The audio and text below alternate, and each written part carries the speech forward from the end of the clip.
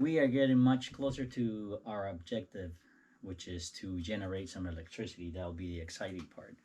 For now, this is the hard and boring part of it. Now, I have here the base or the basin where the generators are going to sit. This is so I can try different configurations. Now, this is going to be set in concrete, and it's going to go right over one of the drains that I installed in the hydro pit. Now in here, what will drop in here is this base, which is an adapter plate for different style of hydro setups that I will be testing. So this is this just simply drops right in here, and the different ones will bolt to this pattern I have laid out on here. So we're getting much closer, but right now we have to dig out that pit out quite a bit. That's going to be a lot of work, and set this base and create a basin for the hydro generator. So let's get to it. Another thing I had to do was install this 9-foot stainless steel pipe.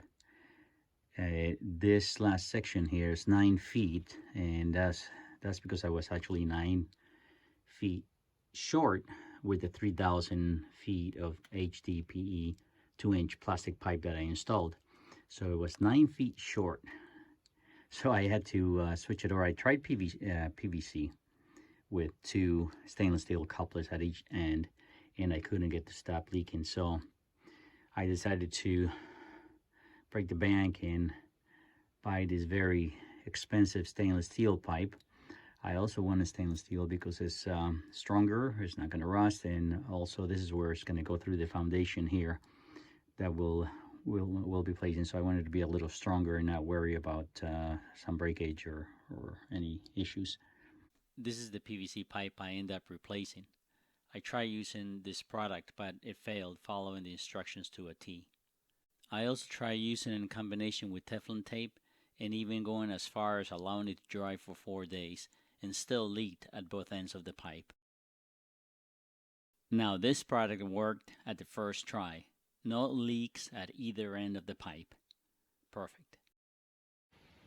Before continuing my dig under the house, I had to re-level this portion of the 4-inch drain pipe because I left it uncovered. I wasn't able to finish it before the rains came, and I failed to put a rock on this point here, and when the water came in, it actually flows from the house and from that direction this way. It washed dirt underneath it, and the pipe obviously floated, and it knocked it at a level.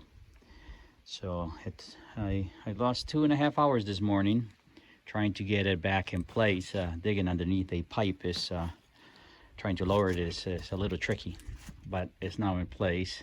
So now I can go back and continue digging the pit. This is a progress report for the hydro pit. We walked in here, we seen when we installed this is the floor drain as we come into the pit, followed by where the hydro basin is going to be, and right there we have the conduit and electrical wire we ran from the gate, and the water line, which is finally in place and finally leakless. Since I had the issues with the PVC pipe, I went to the stainless steel pipe and a new sealant.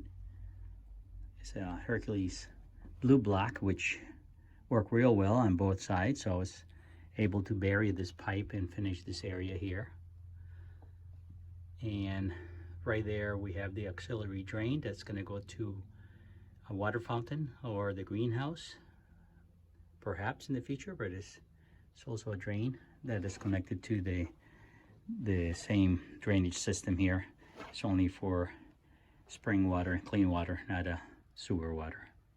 This is my access to the hydro pit, and that beam, the support there is kind of in the way when I'm trying to walk the dirt out of there. So I'm gonna repair these 3 damaged beams right here. So the plan is to run a 4-inch angle iron from that beam across here, across this 3 that are damaged, and over to that one, and then support the I-beam right underneath that good beam and underneath that one. So I was thinking probably going with a 3/16 thick 4-inch angle iron. I got the I-beam in place. Now I'm just gotta push it all the way up. I notched all the boards here so I can slide it in place, and I cut it, or I made these slits with that electric chainsaw, which work real well. All I gotta do is get it in place and support it on both ends a little further in. That way I can make this a little wider, since this is so close to the end, and I'll be able to remove this temporary support that is actually in my way. Just didn't trust that 4x4 there on its own to hold the weight of old. Oh, it's just the floor and the beams, but the beams span across about 19 feet, so it's a lot of weight there. The angle iron is in place, and now the area is wide open, so I can carry the dirt much easier out of there. So it's a temporary support there, and that supports 5 of these floor joists or beams or whatever they're called. Later on I'll put a pillar here, cement.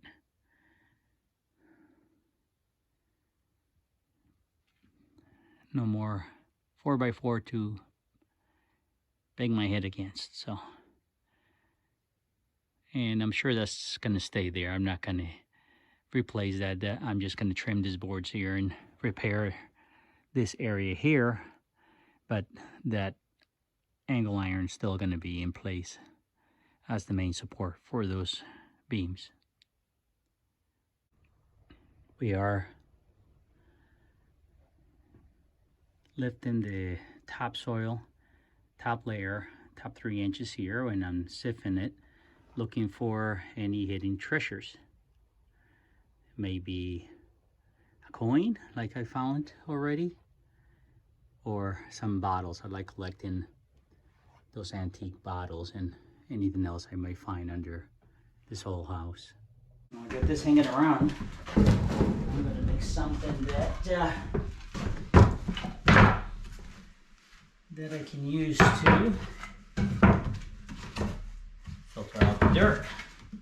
So I'm gonna, yes, we can start with this is longer.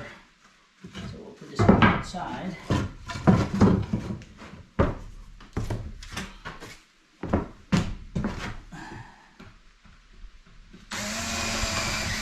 This is really old wood here, so I'm pre-drilling it so it doesn't split. I'll throw 3 in. Especially being so close to the edges. This one here, we'll do the same thing here. Try to keep it about center. I don't have to worry about the floor. If I drill into the floor, this floor is pretty bad. The powder beetles have totally destroyed it. I'm actually falling through some of these boards here. I can't wait till I have a little cement here. My treat would be nice.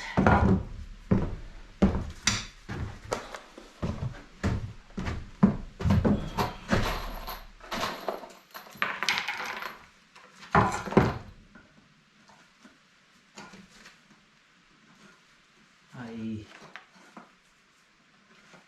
going to the trouble of building this. I found some a few coins, and today I found a coin that, from what I can see, looks like it's from 1913.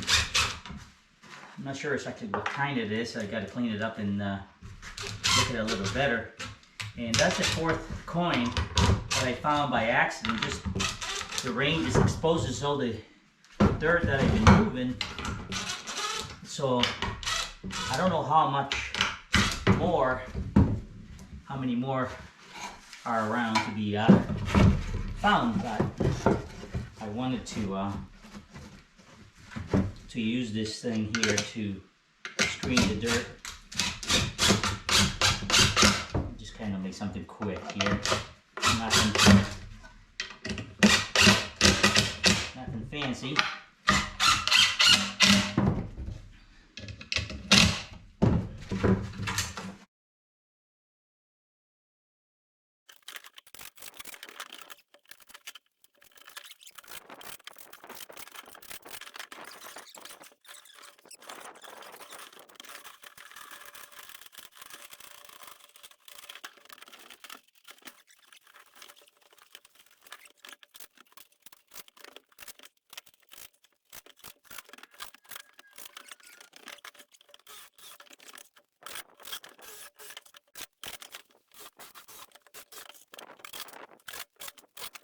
Now I'm gonna probably hang it from a tree or something that I can swing it, or I might do a manual. We'll see. We'll try it out and see what treasures we find. The reason I'm going through all this trouble is because this morning I found this dime from 1913. This is actually the fourth coin that I found. Obviously, this is the nicest one. Then I got one from 1945 and a couple other ones that I don't remember. So I'm going through the trouble doing this. I know I'll probably find nothing but garbage, but it'll be nice to at least try. So we don't have everything go to waste. A bunch of coins there. A lot of it is pretty.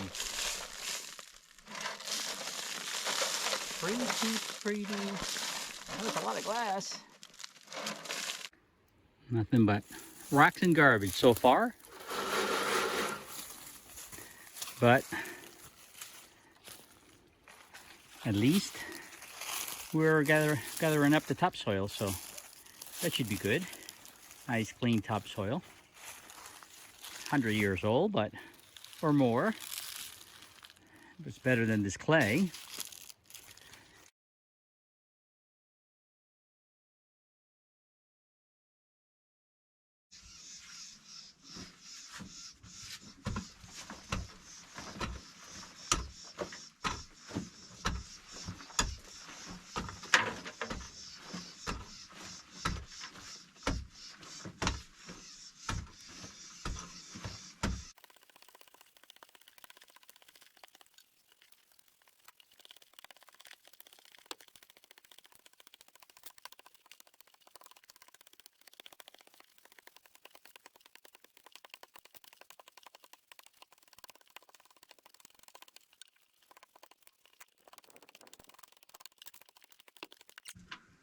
I need the cleanup crew.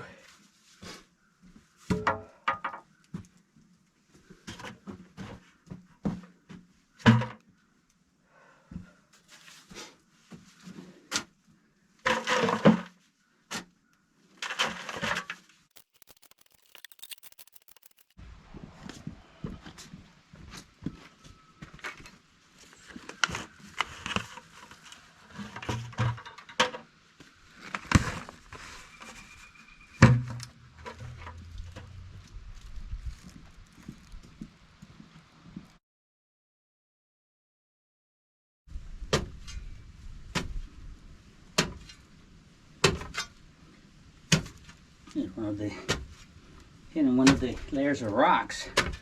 There's a few of those that we encountered in different areas.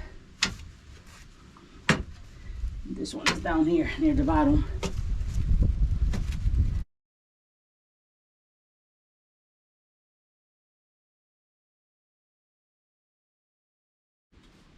This is an update report on the progress of the hydro pit.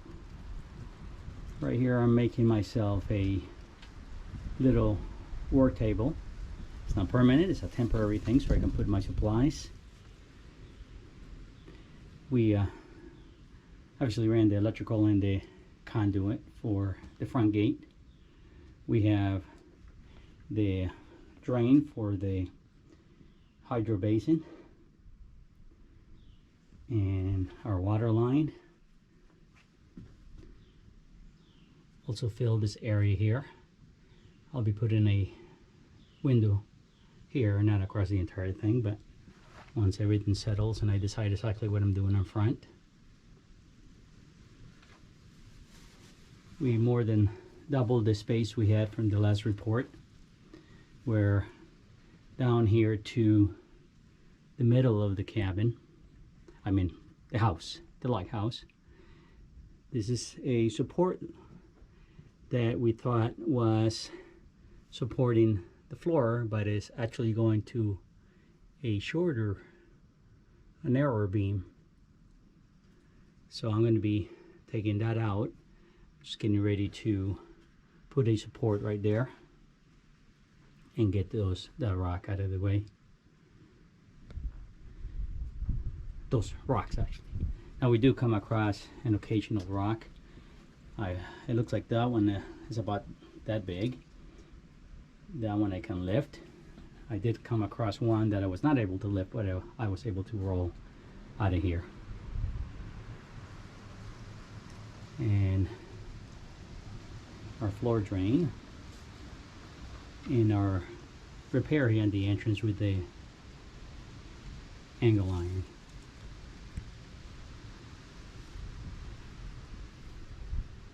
That's the base to one of the chimneys. This house has two chimneys,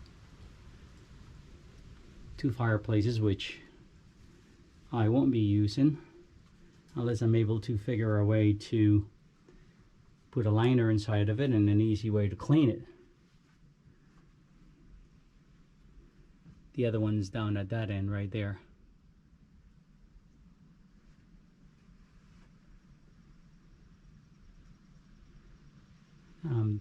Filling the box blade with buckets, and the reason I'm doing that is actually two reasons. It's the easiest way that I found that I'm able to get the dirt out of here, and I'm also filling this area here that I dug out, and also filling in the rest of the trench that I made for the line, for the drain and the conduit and electrical wire, because it's not full. The front tires of this tractor want to fall in, has some backing in, so it's kind of tricky. The back clears with no problem, but the front I have an issue when you're trying to actually maneuver and turn.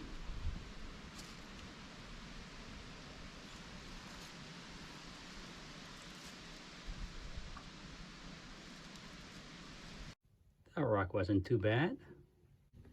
This turn right here has actually risen close to 2 inches because when walking by taking the dirt out, there's this dirt that gets thrown out every time you dig, and if you walk on it, it slowly creates a layer and slowly it accumulates. I actually had to dig this out a little bit because it was starting to get too high and it's a little tricky, so try to keep it as clean as possible, but it takes time and effort. After 1 p.m. this pit gets pretty dark, especially after dumping the buckets out here. Your eyes adjust to that, not as fast as the camera, and then when you come in here, it looks, you can't see a thing.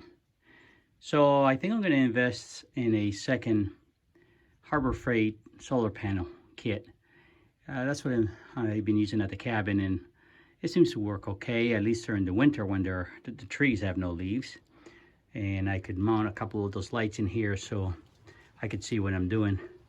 Since winter's here, I'm also going to cover all this openings here, except for this one because I'll need access to the tractor. Cover them with plastic to try to keep it a little warmer in here.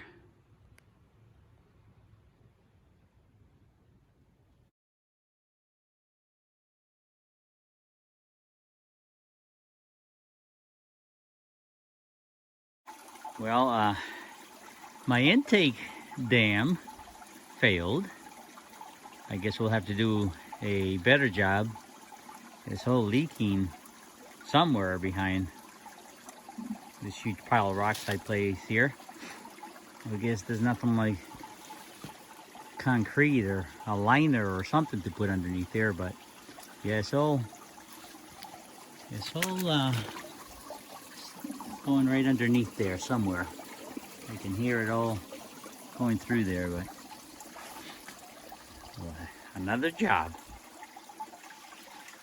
I opened the drain valve. Of course, that drain is not big enough. That's a 3-inch line, and it's not quite enough when this thing is flowing good.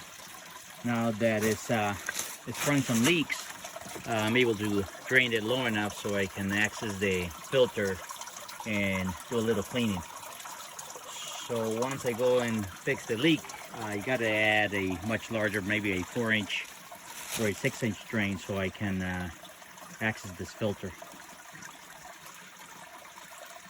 Now I'm going to close the drain valve and see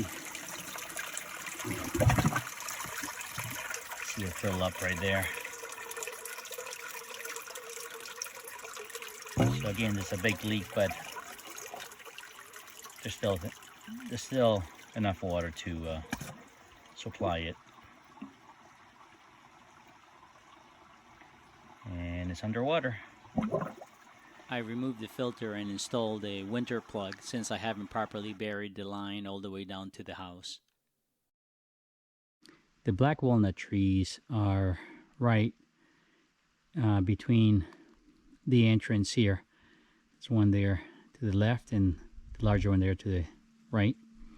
And when I drive in, I'm actually running over the black walnuts. This is just what I pick up from the trail. Some of the squirrels were having the feeds there already too.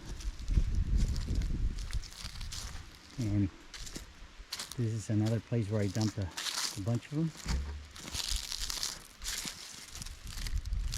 And there are tons. You can see them right there. I mean, they're all covered with leaves, but there's just many to choose from. It is. The reason I pick them off the trail is because it's hard to walk on these things. You step on them and you roll off. So that's why I go through the trouble of picking the ones of the trail here.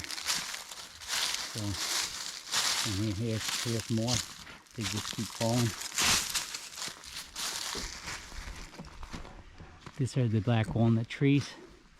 There's only a few left. I can see a few more left up there. Not many more.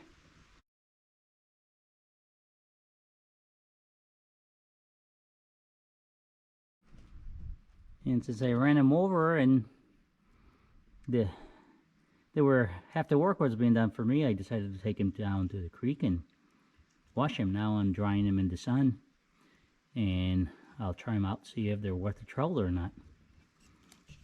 My final take was 10 pounds worth of black walnuts.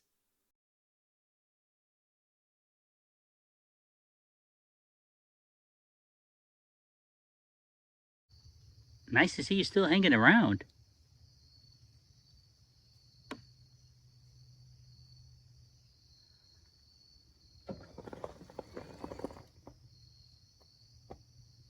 Don't be scared. I'm not going to do anything to you. Just watching you.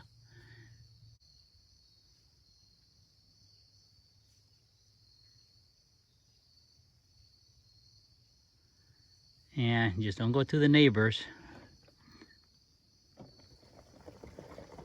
They love taking you guys out, you know. They do. Maybe they're waiting for you to get a little bit bigger, probably.